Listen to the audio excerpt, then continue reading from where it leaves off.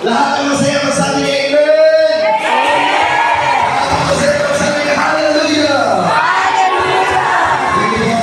You may all be seated.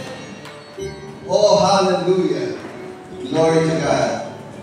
Praise be in the name of Jesus. Blessed is he who comes in the name of the Lord. The Bible says, blessed is the man whose delight is in the word of the Lord. He meditates on it day and night.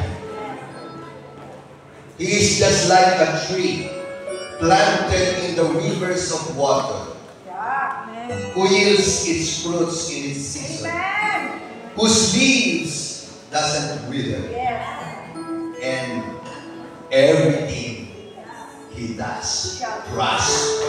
Amen.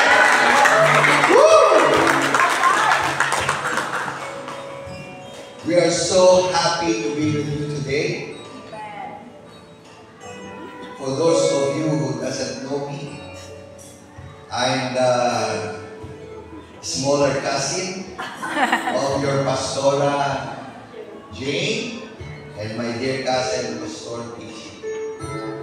We came from Manila. We arrived Friday, and yesterday we have our Unstoppable Seminar. Unstoppable Seminar. It's a full-pack seminar yesterday, whole day in our CCFI Jensen. For those of you who weren't able to come, next time. There's always a next time. And we came together with our, wonderful and great speakers. Yesterday from Switzerland, Pastor David and Lena Lampe. However, you are so blessed because this afternoon at your 2 p.m. service, they will be here with you. Alright. Equally, we are so blessed today because today we have the presence of our CCFI Australia. Yes! And I want to call on Bishop Mike and the lovely wife, Pastor Bishop, please. And please, we will not miss this opportunity to hear from you and bless God's people. Amen? Praise the Lord. I'm not going to take much time, but just to tell you a story that I told yesterday if you were not there.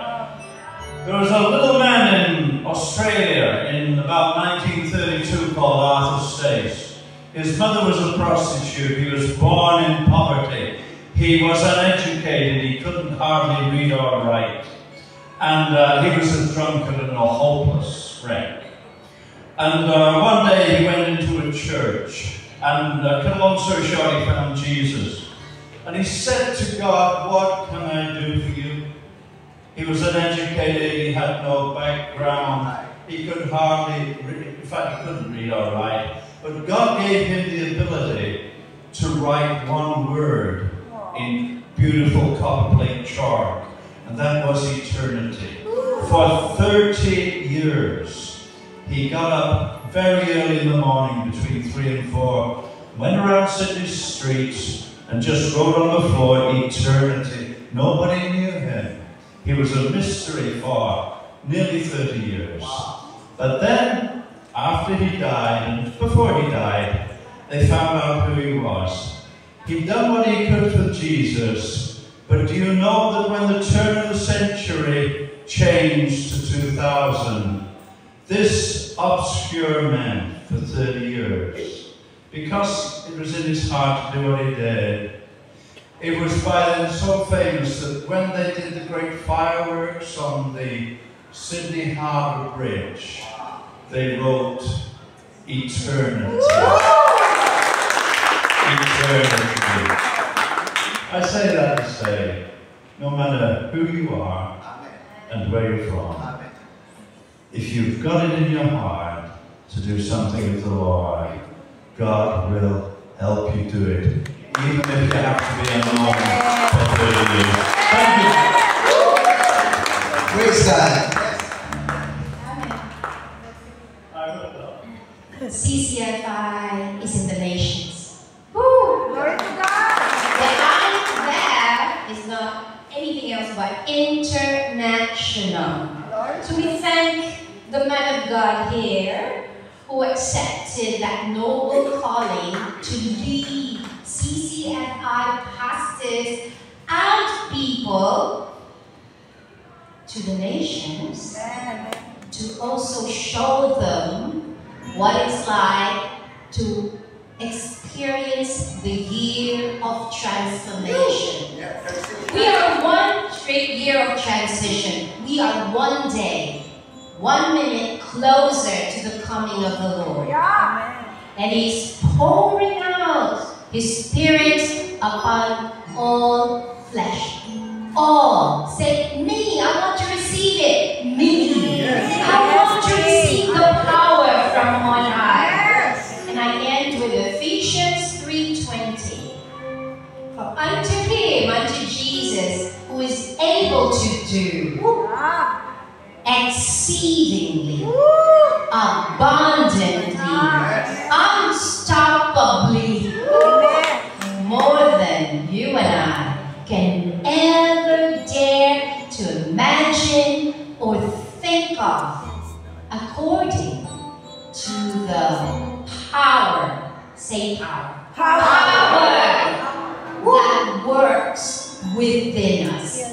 Jesus, may you be glorified today as your people are wearing the breastplate of righteousness. Jesus, we are at war, oh God, and we have the victory in Jesus. Amen. Amen. Woo! Thank you, Bishop Mike and Pastora Tess.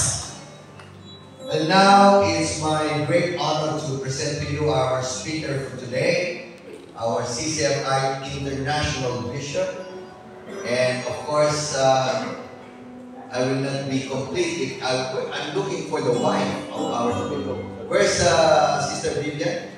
Okay, Sister Vivian, can you come forward? And Bishop Jojo, come upstairs and please say greetings to everyone. All right? Praise God. Good morning, everyone. God bless you all.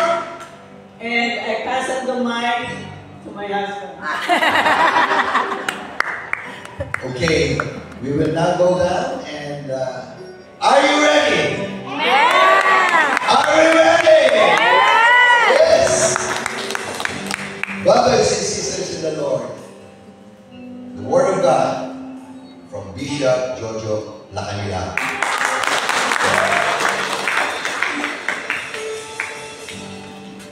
Maayong buntag sa ating tanan. Mayo! Maraming lang naman sa drama. Doktora, parang hindi pa yata nag-aalisa. Maayong buntag sa ating tanan. Mayo buntag! I'm so happy to be here. Pasensya na kayo ha, kasi magtatagalaw mo ng marami. Yes! Amen! Okay na ha? Yeah! Hindi ako rin mag-ginawa masyado. Hindi ako rin magsibuhan masyado. Galing kasi yung Tacloban, waray-waray kami dun. Kaya hindi ko alam kung maintindihan nyo kami. Pero I'm so happy to be here. Amen! Pasensya na, kasi talagang unang-una sa lahat, mahina ako sa Ingles. Kaya mas marami kong So happy to be here talaga. Kasi madalas po, siguro the last time I was here was about 2014. Pero hindi ko nadadaanan ko ng CCFI. Kasi meron kaming trabaho sa ICM. I don't know if you've heard of this. International Care Ministries. And I was in charge of all the churches. There were about 10,000 pastors we were working with. And nabubos na yung Kristo, nabubos na. Nag-no-split na ako. Kasi 2 araw namin, puro English. Sabi nga ni Bishop Alfred, hindi kami nakapag-withdraw. Pero kahit tanong naman, ang English ni Bishop Alfred, parang accent na. Kasi no-split na ako. Anyway, I just want you to know a little bit about me. Para hindi naman sila yung tao. Tayo dito sa stage na to. Wala namang... Ako po ay 64 years old na. Hindi halata, no? Mukha ako 66. Magre-retire na sa gobyerno with government. My life has been government for the last 30 or so years. I started national government. And now I'm with LGU Tacloban. Sino mga taga-LGU dito? Sino? Ayan, sino? LGU, di ba? Mga government employees. Exciting, no? It's all ako government. Pero magre-retire na ako sa June. Kasi natandaan na ako. You met my lovely wife. She drives me.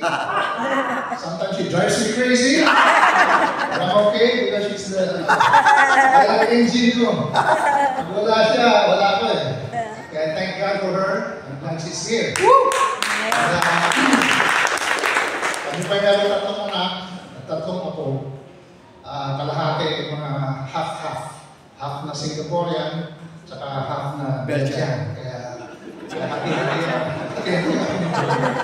sama nga ako rin Pinoy. But anyway, I'm so happy. So thank you, worship team. Yes. Normally, I'm not shy before people. But every time I preach, I'm nervous. I'm nervous now. But thank you for setting it up. See, today we will talk about big things, big issues and big concepts. Kingdom, righteousness, majesty, so big. Yeah. But I feel so small to think about it, even talk about it with you. But God has given us a duty to do that today. Right. So let's go. Amen. Let's go. We're ready. Apparently, breast of righteousness yung topic sa umaga ito. Yeah. Breast of righteousness, breastplate of righteousness. You find that where? Yeah. Where do you find that? Ephesians 6:14. The I'm sure you've been going through that. Yeah. You know, the last few weeks, kung ano yun. Saan yung makikita yung Ephesians 6:14? Saan? Siyempre sa Ephesians. Sa New Testament. The New Testament. But the book of Ephesians, okay? And this is how important this is. Kasi the book of Ephesians is written to a group of people in a church like you and I. Yeah, local church. As is in church yan. Yeah. And then he has gone through so many things that Paul has said. And then he goes to chapter 6, and he talks about the armor. Yeah. Ano ang takeaway? What's the takeaway? You know what? The takeaway is this. We are in a war. We are in a war. Yeah. Paul is basically saying, be ready, everyone of you. So here is the weapon, the armor that you have to take on. Yep.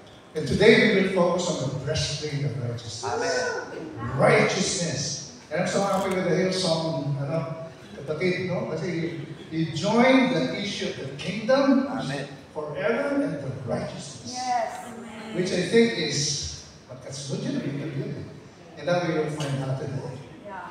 So righteousness, when you talk about it, is a kingdom concept.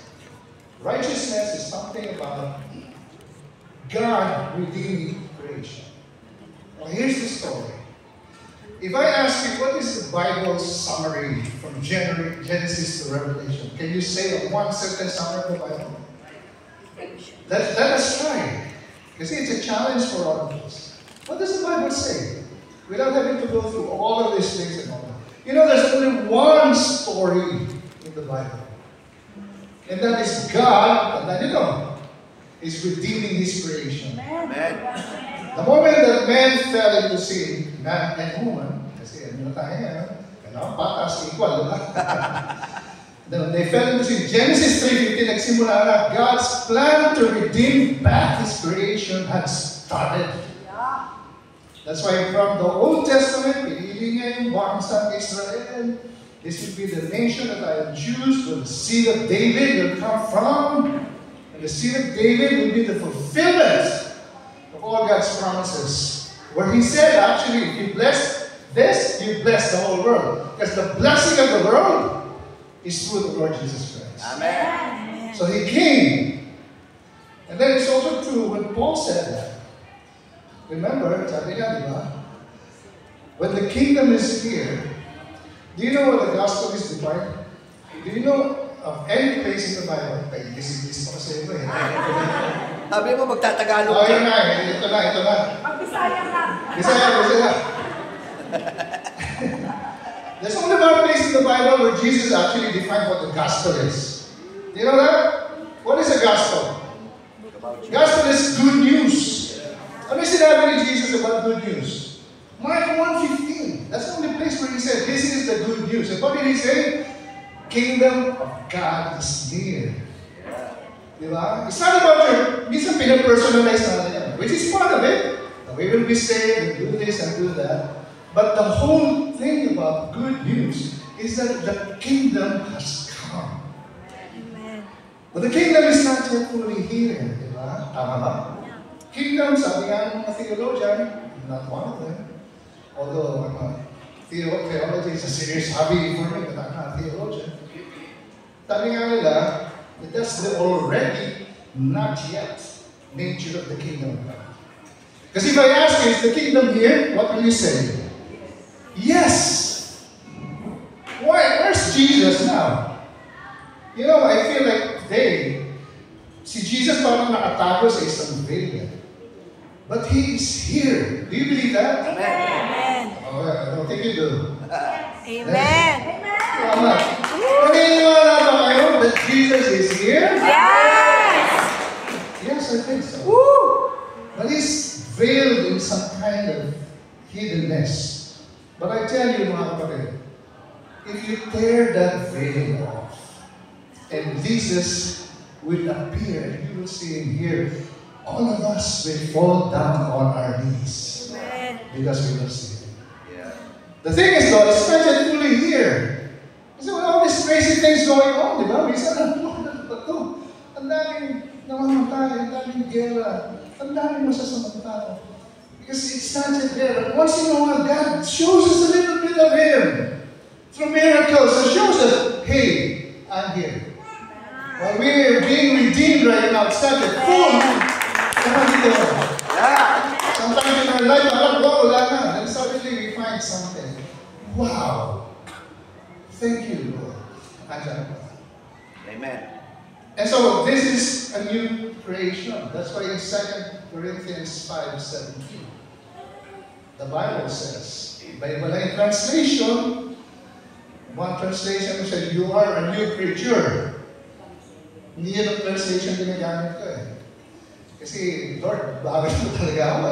Loko-loko pa rin ako eh. But sabi in Europe, there's a new creation. There's a new creation. So that when you're there, alam mo na nandun ka. And you know what? Whatever you do with your life right now, alam mo, wala pa tayo sa sermon, ha? Introduction lang. Wala pa, ha? Whatever you do with your life right now, I don't know who you are. Ako pa isang gobyerno. Kayo, hindi ko alam. Kung trabaho kayo, kung nasa kayo. Ang trabaho natin, our job, is to find our little personal stories within the bigger story of redemption. So whatever you're doing right now, I don't know what you are. Maaari kayo isang nanay lang, hindi lang yun. Hindi lang ang trabaho ngayon. You find yourself on how you work for the kingdom. Amen. Because that's how your life matters. Amen. To be pushing for the redemption of creation. Amen. So whatever it is, hindi lang sa pagpunta sa worship team, hindi lang sa ministry sa church, kasama yun. But what do you do wherever you are? What do you do in your work? Push for the kingdom. Build for the kingdom. Make the redemption of creation happen. Because that's what it is. Amen. Yun ang trabaho natin is, minsan hindi natin alam, no? But the thing to do about that is, you know our job? How do you live? You live like, how you conduct your life. it would look like Yeah. if God is really in control. Yeah. Yeah. That's how we live. Yeah. It's how we live. How it looks like if God is really in control of everything. If God is control of life, if God is control of the world, but we're pushing against the kingdom of God, then we're not helping build for the kingdom. So wherever we are, the only thing we need to think about is, am I contributing to how the world will see things when God is really in control? If God is in control, are you going to be too worried about many things? Yeah. Kung ang Diyos ba ay in control, magdadaya ba tayo mga tao? Sasama ba tayo sa pagkilaya? Hindi, di ba? Because that is new creation. So part of that is having righteousness. Breastplate of righteousness, di ba? It's a redemption word. Alam mo sa British, mine is a Brits. And I think we're not used to saying this way. Justification, atonement, narinig niyo ba yun? How God saved us. Di ba? Ang ginagamit natin words doon, for those of you na bago sa church, ginagamit yung justification. Di ba? But what it really says, according to one British person, and I like it, because it made sense to me. What God has done in saving us is actually putting things to rights. Yeah. Does that make sense, Mike? That's a great idiom kind of. Putting things to right. Meron Tagalog nun eh. Itinatama ng Diyos. Yeah. Ang pagligtas sa atin ay pagtatama sa mali. Amen. So we're being put to rights. Amen. We're part of creation, and God's righteousness is putting things to rights. Yes. Everything. Amen. Not just your personal salvation. Yeah. Sometimes we personalize this too much. It becomes about us all the time. But the story of redemption is about the whole creation. Amen. And that's why you find your own story in that redemption story. Find it and be part of that story. Right. Amen. Alright? So mahirap intindihin yan. That's why today I was thinking, how can we make this thing a little bit more Simple. maintindihan natin ang content? And how we can apply this in our regular lives. So today, let's choose a passage where we can actually wrap around our heads about righteousness. What does it mean? Mabait lang ako. Hindi na ako gagawa ng kasamaan. How does it translate? Alright, so today, I want to emphasize something na siguro, alam nyo na by instincts, but it's not really being defined very well. Kaya ngayon gusto kong gawin yun. Pero bago that, before that, Bino muna ako. halo-halo na yung Tagalog sa Reyes. Pwede ba kayo muna? Yo! Okay, let's go! Ito yung big idea. Kasi mahilig ako sa big idea. I want you to leave with something in your head. Kung baga, kalimutan nyo na lahat sasabihin ko, huwag nyo lang kalimutan ito. This is the big idea. I'm so fond of that. Big idea natin today. Every one of us is called upon to build our inner strength. Amen. Inner strength Right. to serve the mission of the church. Amen. Okay? Simple lang. Pakisundan na lang ako kasi isa na. Kaya nila yan. Habulin ka na lang ako. That's our big idea. So, where do we begin? First of all, gusto ko malalaman sa ating lahat. We should recognize na meron tayong inner self. Do you know that? Yeah. Huh? We have an inner self. In fact, we read this in 1 Peter. 1 Peter. 1 Peter 3:3-4. Okay, basahin natin ha. Ladies, relax lang ha. Relax lang. Okay? Hindi masyadong matakot ha. Okay, 1 Peter 3:3-4. Ladies, relax ha. Your beauty should not come from outward adornments, such as Elaborate hairstyles. elaborate hairstyles, Wearing of gold jewelry. And fine clothes. Relax. Relax, ladies, relax. Peter! Relax lang ladies ha. Relax lang kami. Gordon, Relax lang kami. biglang nagigilty yung marami sa kasi nagkakaroon to. Hindi lang gold to. Verse 4, rather it should be, and this is the thing, it should be that your inner self, see, meron tayong inner self, di ba? Sabi ni Peter. Inner self, the unfading beauty of a gentle, quiet spirit. Hallelujah. Which is a very important. Sabi ng mga husband, hallelujah! Hallelujah. Hallelujah. Wala misis ko. Hindi na kaya siya shopping ng jewelry. Relax lang. Alam nyo, meron talaga when you read all the New Testament, there are certain things there that are culturally conditioned. Minsan yan, mga bawal yung araw, hindi na bawal ngayon, no? And I think hindi naman masama. Sabi ng mga babae, amen. Tuloy mo, pastor, tuloy mo. Hindi naman masama, hindi naman kayo sinasabihan na huwag na kayo magpaganda. Tama. Kasi kung hindi kayo maganda, May inis kami. May inis, mister. Si Mister, di ba? Hindi naman nila sinasabi. Ang sinasabi lang nila, hindi, there's not sinful. There's nothing sinful. Although you'll find some churches, let's say, bawal. Hindi tayo ganon. Yeah. Hindi na niluto. Nag-iti na yung marami. Kanina nakasama ako sila. Hindi yun ang sinasabi ni Peter dito. But this is the principle of this verse. We should not obsess with these outward things. Because the real beauty is inside. Amen. Okay? Hindi yung sabihin, hindi na kayo pwedeng mag-coaching, o hindi na kayo pwedeng pumunta sa parlor 3 times a week. Sobra naman. 3 times a week. Outer appearance is not the real basis for what is truly beautiful. Amen. It's the inner self. Amen. There is the real beauty. Okay? Amen, no? Amen. Pahinga. 2 Corinthians 4:16. Sabi rin ni Paul, therefore, we do not lose heart. Ito, para sa akin ito eh. Though outwardly, we are wasting away. Obvious, di ba? Obvious naman sa akin, di ba? Kasi, kung nakita niyo akong 22 ako, wala rin. Pero, mas gwapo tayo ng baha, di ba?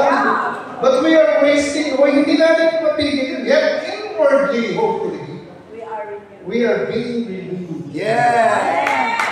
That's the inner beauty. So there's a world, listen to this, between our inner self and our outer being. There's a world of difference there. The latter, outer being, wastes away. It wastes away. Wala tayong gagawa dyan. But the inner being is renewed day by day. Amen. We all grow old, except the women. We all grow old. We all grow old. Our body deteriorates. But hopefully what we lose physically is compensated with wisdom, intelligence, hopefully spiritual maturity. Amen. Physical deterioration, sorry to say, it's not reversible. Hindi mo naman mabalik na dyan eh. Except maybe si Juan Ponce Duele, no? Why? Dami na namatay, buhay ko siya, di ba? Pero, mamamatay din dyan. Isang microbial na lang, Miguel pa. Pero, kung bata siya. Sorry, huwag yung magsasabi sa akin na yan. Huwag yung ilagay sa Facebook yan, napakipatay niya. So, it wastes away, but is our inner self renewed day by day? Amen. Yun ang challenge sa akin. Mahirap matanda ka na. Ang sabi sa'yo, tumagdang paulong. Walang natutunan. But there's a difference between our inner self and our outer self. Ephesians 3:16. I pray, Paul in Ephesians, nag-aaralan natin ito. Right. That out of our glorious riches, He may strengthen you with power through His Spirit, where? Inner. In your inner being. That's how important that is. You know, whatever, I don't know what it means there actually, whatever Paul means in our inner being, whatever it means, I think what it means is our core, our core being, di ba? Yeah. It is our sanctuary, your sanctuary, a place where only God and you, Yeah. no one else, know the real score. Amen. Think about it. There's so many things in your life na hindi alam ni Mrs. Di ba? Kasi may tatago nyo. Hindi alam ng kapitbahay, wala mo na. Kasi forma tayo. Pero the inner core, the inner being, is that where God actually knows everything that's about us. And you know who else knows about it? You! That's the inner being. Yung sinasabi ni Paul dito. The inner being. It's our inner sanctuary. Yeah. Where only God and us know the real score. I submit to you, ito sabihin ko sa inyo, that inner being is where God meets us. Amen. That is where God will meet every one of us. It's where the Holy Spirit speaks to us. This is the core where God strengthens and transforms us to be like Christ. Amen. That's how you be. Are you getting it? Yeah. Are you following me? Yes. Okay, buti naman. Kasi parang kanina, nag-emos tayo. Klaro, klaro. But you know what? We also have an outer self. That's the reality. We have our inner being, our inner core, our inner sanctuary, our core being where God meets us and the Holy Spirit works in us. But we also have an outer self. And this is something we know. Ito lang, konting Greek philosophy. The Greeks actually introduced the concept, which I think the church has adopted without much stating, that there is a conflict between inner self and outer self. That the inner self is a good one, and the outer self is a bad one. So parang nag-aaway na aso pusa. Yeah. Parang yun yung, pag binasa niyo si Paul, sa Romans 7, there's tension. And the Greeks, philosophies, actually say something like that. The good one, inner. Bad one, outer. But you know what? The Bible doesn't necessarily teach good, that the inner self, body is necessarily bad. No? The inner self is good, the body is necessarily bad. Body. Because see, the Bible has a holistic view of every one of us. We're spirit, soul, and Body. It's a holistic soul, whole. The different dimensions of you, but you're one person with those dimensions. No? We are whole human beings. You're one whole human being. And all of us exist in this fallen world. Yeah. So there's a lot of struggle for us. The sin is not yet fully rooted out. And here we are, we're redeemed by Christ, we're new creation, but we're living in this tension. So let's ask the question, what is the outer self? Para maintindihan lang natin, ha? Para hindi tayo nalilito doon. Kasi, righteousness. In a nutshell, the outer self, okay, think about this, is every aspect of us that is public. Public. Yung nakikita ng bawat ibang tao. Tama. It is what can be seen, displayed to others. That's public. That's your outer self. Yung inner self yun, natatago yun. Yeah. It includes your social relationship, every contact you have with the exterior world. That's your outer self. And there's nothing necessarily wrong about that. That's just the reality of it. It is, however, the aspect of us that worries about what others think about us. That's right. Yan, diba? It is what drives us to impose on others. In your outer self natin. We cover the real us, and then ang slogan ng outer self is mine. It's mine. Yan, no? So we impose our will on others. Yeah, kaya may tension yan, di ba? Sa trabaho, sa pamilya, kahit sa mag-asawa, that's your outer self imposing your own will on other people. We compete with each other for limited space. Literally, almost. Gusto ko umupo dito, siya may gusto rin, nagkakagawa tayo. That's the outer self competing with each other. And that competition, and you do that with everyone, and everybody does it, okay? That competition is what nurtures anger, that nurtures strife, Yeah. that nurtures envy, covetousness, and other nasty things about us. That's the fallen world. You see, we have that aspect of us. That's the aspect of us. So what's the secret to having a real righteousness with Jesus Christ? Sabi rin kanina, strengthen your inner self. Strengthen your inner self. Focus on your inner self. That's why Peter was starting the passage. Huwag nyo lang masyadong isipin yung mga hairdo. Okay lang. Huwag nyo lang masyadong isipin yung mga jewelry. Okay lang. Focus kayo sa loob. You focus on your inner self.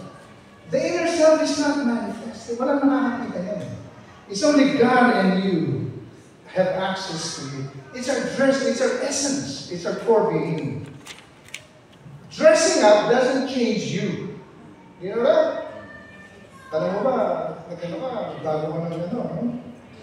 Yung 2 years old ka, parang klaseng tao ng 2 years old, to be honest about it. Psychologists say this. You're the same guy when you become 42 or 62. But of course, the women stop at 25. Same guy. Like, meron kami tatlong ako, iba-ibang personality. You know, isa very serious, yung 4-year-old namin. Yung 7 years old namin, 4-year-old. Ako, lahat na lang, akala mo kaibigan niya eh. First time lang, nakikita ko na sa mga bata. The only girl namin ako is feisty. Singaporean talaga eh. Feisty. These kids will never be not them forever. And you were like that from you were young. Kaya ako, sabi nga ikaw maliit ako, mabait ako eh. Kaya mabait pa rin ako eh. So that's the thing, no? You will not change. In that sense, whatever you are now, whatever you were there, that's your inner self working. But the culture, society, the fallen world puts pressure on us. Yes. And challenges this biblical truth about inner self. Yeah. Because right now you go out there and you tell about these things to others, not believers, talk about inner self, they'll think, that's fine. Ano ba yung kalokohan na yan? Diba? That's fine. They're not so familiar with inner self. Because you know why? Every one of us, especially the world, we are addicted to the exterior. Mahal na mahal natin yung labas. Doon tayo nagiging addicts. Yung definition natin of who we are is about what people see. But in fact, what the Bible wants us to see is we define ourselves by inner strength. Right. Okay? Amen. Yun yun. So yung obsession ng culture with exterior, preoccupied with the body, beauty is equated with the young, di ba? Youth, you know, desirable, hindi wisdom ang hinahanap eh. Hindi beauty. Minsan naman, makikita ka mga commercial, wala kang kinalaman doon sa bunot na binibenta, nakapikili pa eh. Kasi sex sells, di ba? Beauty industry is vibrant because people are addicted to its exterior, to their exterior. So we spend, ako hindi masyado, halata naman. We spend enormous amount of money to make our body beautiful. 6 abs. Sino may 6 abs dito? 6 pack. Ako, 1 case. Hindi ako 6 pack. People go to gym, di ba? Work out. Nothing wrong with it. But don't be obsessed with it. Di ba? Kaya yun, when I was in the US, tumira ko sa US na medyo may katagalan. Meron akong favorite show, TV show. Ang pangalan na Swan. The idea, the concept was, they would choose fair-looking women. Of course, by fair, ibig sabihin nun, pangit. Fair-looking. Ugly. Look for ugly women. And then gagawin nila, they will transform the woman. Papaguhin yung ano niya, lalagay siya ng liposuction siya, plastic surgery siya, dadalhin siya sa gym, and they'll do this for months. Months para maging maayos yung kanyang katawan. But the trick is, during those months of changes, hindi siya pwedeng tumingin sa mirror. Mirror. One. Kaya yung reveal, the big reveal, during the day na ayos na, hindi pa niya nakikita yung sarili niya. And more often than not, pag-harap niya sa mirror, dramatic pa eh. Tatanggalin niya yung cover ng mirror, pag nakita niya yung sarili niya, iiyak talaga. Tapos sasabihin niya, "Whoa, I have changed." And you know what I have in my head? No. You haven't changed. It's just your physical body that changed. But you are still the same person. Because the outer being is not what is important to God. It's our inner being. So all these things about exterior things, yung mga panlabas, ginagawa natin sa ating buhay, yan ang nagpapastress out sa atin. Maawa ka doon sa mga bata, no? Kasi lahat na naman gusto gawin ng magulang, gagawin eh. Tapos nagiging busy masyado. Kasi yung magulang, hindi nakapag-drive ng bisikleta, hindi ka mag-bisikleta. Hindi nakapaglaro ng video, hindi ka mag-video. Hindi marunong may lang nag-violin si sister. Hindi mo nag-violin, mag-violin yan. Pero kilala, actually yung pamangkin ko, medyo ganun eh. Alas 4, alas 5, after school, batang-bata, inaantok na yun. Well, he was forced to go to the piano practice. Kaya stress out. Yung bata. You know why? Because sometimes of our addiction to our outer self. That's why the Bible calls this mindset flesh. Yung tawag ng Bible dyan. Or sinful nature, Galatians 5, 19-21. Yan yung tinatawag ng Bible ng flesh, sinful nature, or sa Colossians 2:18, unspiritual mind. And Paul also describes this kind of mindset in 1 Corinthians 3:1 as worldly. Right. Most of us focus on that. So to the extent that we are addicted to our outer self, we will fail to experience God. Yeah. And therefore we will fail to experience righteousness. God will be unreal to us because His reality can only be experienced in our inner sanctuary. Right. Without the experience of God's reality in our life, what is there? Yeah. Belief? Nothing. Because God meets you here in your inner core. Correct. To the extent that we are addicted to the outer self, we will be stuck in a shallow experience. Right. Ewan ko kung gusto niyo yun. Diba? Nakunahan mo na isa, may kotse ka, kotse niya mas maganda pa tayo. Masama ng loob mo. Kasi you're addicted to the outer self.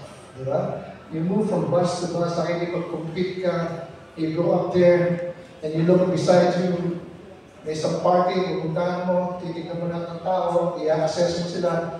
Mas magaling ako dito kasi taga-UP ako. Taga-Ateneo lang ito eh. Sorry, may Ateneo ba dito? Mas magaling ako kasi mas mayaman ako eh. Ngayon, pag may ganon, tinitignan mo mababa, tumataas ka. Manager ako ito, ano ka lang eh. Tricycle driver ka lang eh. Pero pag nakakita ka naman ng mas mataas sa'yo, na-intimidate ka. Di ba? Naku, mas magaling ito, hindi ka na makapagsalita. Kasi that's how you deal with, you've dealt with yourself. You just compare. Because you're so addicted to our outer self. Yan ang tingin natin. And then when everything crumbles in our life, we question, God, what happened? Because God has not dealt with you in your inner sanctuary. Right. So today, let's develop our inner self. Agree ba kayo? Agree. Kulang talaga sa breakfast yan. Agree ba tayo? Let's develop our inner self. Okay? Let's develop our inner self. The key, strengthen your core. It's breastplate of righteousness. You're in a battle. You're going out there. You're dealing creation. You got to be ready by being strong in your inner core. Yes. We need to address our inner self. Make it a primary preoccupation. Yes. Agree ba kayo? Yes. Sana, agree lang natin. Yes. Okay? This may also, ito yung ano how we do this, our goal, yung goal natin, gawin natin ito. Yung inner self natin, tsaka yung outer self natin, ma-integrate natin. Tama. Hindi yung loob mo, ibang-iba, alam mo naman, sa labas ka, alam mo kung sino mo. Wow! Dalawa maskara. The goal is to integrate this. Whatever you are in your inner self, that's what you are outer self. Hallelujah. Sa labas. Amen. Yun po yung tinatawag na authenticity. Yeah. Tunay. When people look at you, they see who you are. Right. Hindi yung puro pretension tayo. We pretend to be this, pero alam naman natin, hindi tayo yun. Why? Bakit tayo nahihiya? Because, importante sa atin, kung ano yung sinasabi ng ibang tao. Hindi na natin iisip, ano sinasabi ng Diyos? Okay? O yung mga anak, hindi nakapag-aaral sa magandang school. Nahihiya ka eh. Why? Kailangan authentic tayo. That's, the Bible actually call it holy living. That's how you call what it is. It's holy living. That's what it is. That's righteousness. That is living in a manner worthy of our calling. Sabi Paul sa Philippians 1:27. Amen. We must develop our inner core so that it converges, nagiging kaisa, on how we conduct our public life. Does that make sense? Yes. Strengthen this so that when you go out, that's how you actually live. That's right. That's authenticity. That's holy living. Amen. At yan ang gusto ng ating mga. Hindi yung ganito ka, pagaling dito, iba ka, alam mo, cool na cool ka, stress ka tuloy. Ganun din ka. Kasi you're living two lives. Can't do that. Can't do that. So, mag-application tayo, kasi puro salita tayo. How do we accomplish this? Yeah. Magandang tanong ko. How do we do this? Yep. Puro salita niya, Pastor. Ang gagawin namin. Number one, iiwan ko yung aking outline, so that if any one of you would like to remember, pwede niya hingin ka na, Pastor. Surrender our outer self to God. Amen. Obvious verse, Romans 12:1. Yeah. Diba? Therefore, I urge you, brothers and sisters, in view of God's mercy, to offer your bodies as a living sacrifice, holy, pleasing to God. What is it? True worship. True worship. So easy to understand. But you gotta do it. You have to surrender your outer self to God. Amen. You either worship God or not with your body. Okay? The first thing to do to worship God, according to the verse dito, is do not worship our bodies. Okay ba yan? Yes. Don't be obsessed with it. I'm not saying magpapangit kayo or something like that. But do not obsess with this. I mean, it's good for you like I do now. Wala pa rin resulta. I try every morning. I walk like 5,000 steps just to make sure your cardio. Kaya parang mabuhay-buhay tayo ng malayo-layo, diba? Hindi naman ako, I'm not past buying nice clothes. Hindi niyo pa nakita yung mga clothes ko eh. Nasa. Hindi niyo pa nakita yung mga Lululemon kong pants. Ako yung mga sapatos ko, ano. Mga rubber shoes mo tayo dito kasi inner self yung Hindi naman masama. Kasi sometimes you have to attend a meeting, it's a meeting about your, what you're doing. You have to appear like, hindi siya bakit, hindi nag-aano yan. Hindi pumapalya sa damit siya. Parang Ready, yeah, ready to go. Hindi po masama yan. Hindi po masama yan. Amen. It's not wrong to buy stuff if you can afford it. That's right. The moment you use a credit card, like sometimes I do, medyo worried ka na kasi ano mo, teka na wala akong pera dito eh. Kaya hindi mabili ng cash so wala akong cash eh. Uutangin mo muna, ganyan yun eh. No? So hopefully may pamayad ka. At normally, wala kang pamayad. Pagdating ng payment na, hindi mo mabayaran ng lahat. Kaya yung mayaman yung mga bangko. Sino taga-bangko dito? Taas na pamayad. Wala na. O shame on you, wala pa taga-bangko dyan. Dito ka. But that's how banks are. But that's how it is. There's nothing wrong with it, but don't obsess with it. Yeah. Don't obsess with it. Break your addiction with anything that is exterior. Okay pa yung time mo, no? Kasi isa na, tatapos na po. John calls this, yung addiction's exterior, yun yung tinatawag ni John sa 1 John 2:16. Yung lust of the flesh. Yung cravings mo, may cravings ka. Or lust of the eyes, kung yung makita mo, gusto mo nakagad. And the pride of life. Yeah. Kung ano meron ka, wow. Huh? Okay. O sige, bagong videos ha. Okay ha. Hindi, akin, fortuner. Ganon, di ba? That's how you're addicted to that. That's what John says. As lust of the flesh, and lust of the eyes, and the pride of life. Don't define yourself with your physical and material possessions. Correct. Or even your looks. Yeah. Or even what God has given you physically. Yeah. Develop a godly character, and which must be your primary concern. Amen. Surrender your other self to God. Yep. Number one. Number two, feed your inner self. Feed it. Kasi nagugutom yan eh. Right. The inner self needs to be fed. Take time to do it. Like your body. Your inner self needs to be cared for daily, araw-araw po yan. It's a moment-by-moment reminder of what it means to be a follower of Christ. Don't ever lose it in your head. That's our identity. That's why I want you in the beginning. So I'm saying, no, whatever you're doing, find your story within the story of the redemption of the creation. Yes. Because without that, meaningless po yung buhay natin. Meaningless yan. Right. Whatever you achieve, nothing. But whatever you're doing now, kahit hindi diretsyon, kumbaga full-time ministry, or talagang actual ministry, what you're doing, you're entering numbers every day, accountant ka, find your story, that's your story, find it in the bigger story of the redemption of creation. Amen. Why are you doing it? You're doing it for the kingdom of God. So you can be honest about it, you can be the best about it, Yep. because you know why you do it. People ask you, galing mo ah. But honest ka, because of the kingdom. Amen. That's what you said. Amen. Diba? So you feed your inner self. Set a vision for what you want God to be, for what you want to be for God in a year. Set a vision. Yeah. 1 year from now, April na, no? What do you want to be? How do you want to accomplish this?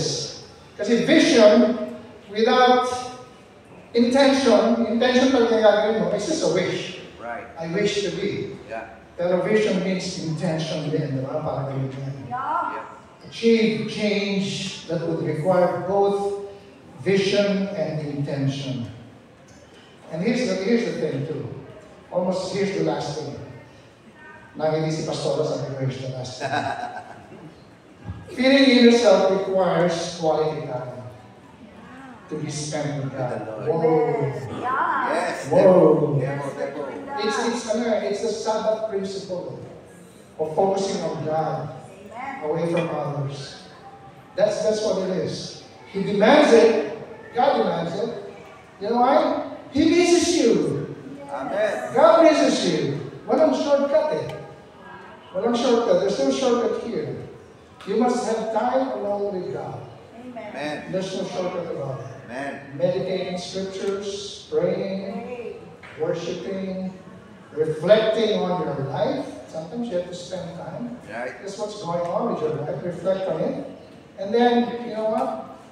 Listening to God. Yeah. Because He speaks. Yeah. And all of us fail this. Even me. It's just that recently I've really come back to it and said, Lord, I need to spend time with you. Yeah. I really want to do that. In my walking, kind of pray. And that's the time I think about my life. Lalo na, where am I headed? Yeah. And everything, you know. That's how you commune with God. That's the Sabbath with God. But I know what's in your mind. I know what's in your mind. Pastor, wala po akong time. Kasi po 6 o'clock pa lang po, kailangan ko po aminin yung mga bata. Tapos, Manila lalo na 4:30 pa lang po, nagbibiyahin na kami kasi. Wala po akong time. What if I tell you this? What if I stand here and promise you, every 1 hour you spend with God, I'll give you 100,000 pesos. What does it do to you? Siyempre, gagawin mo yan, di ba? Sayang yung 100,000. You know, you see how the priorities change kapag binago natin yung ating buhay. In other words, even if you're waking up 6 o'clock in the morning, 100,000, you'll wake up 3 o'clock in the morning to spend 1 hour, maybe more, just to get this reward. But God will reward you more than money.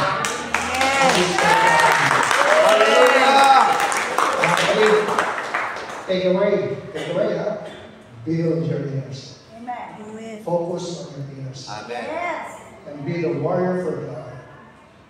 Breastplate of righteousness. Yes. Have authenticity within inner core and your outer self. Yes. Yeah. Don't be addicted to your outer self. Yes. There's nothing wrong with dresses and beauty, but focus on your ears. Yeah. Amen. Okay, man? Yeah. Can I pray for you? Yeah. Pray tayo. Panginoon, salamat sa mga thanks Lord for the reality that, in fact, it's liberating to know that we have inner self and that you meet us there. And that we don't have to obsess with exterior things, things that other people see and comment on and strive against. But thank you, Lord. Can I, Lord, ask you to bless this congregation? From the pastors to the leaders to every member that come through this door, that they will be committed to developing and strengthening their inner self. Yes. To be part of the redemption of your creation. That we can be ready with a breastplate of righteousness. To fight the battle in love. To win the world so that you can redeem the creation that you have made from the clutches of the devil. And we will do that because we are strong in our inner core. Meet us there, O Holy Spirit, and show us your reality there. In Christ's name I pray. Amen.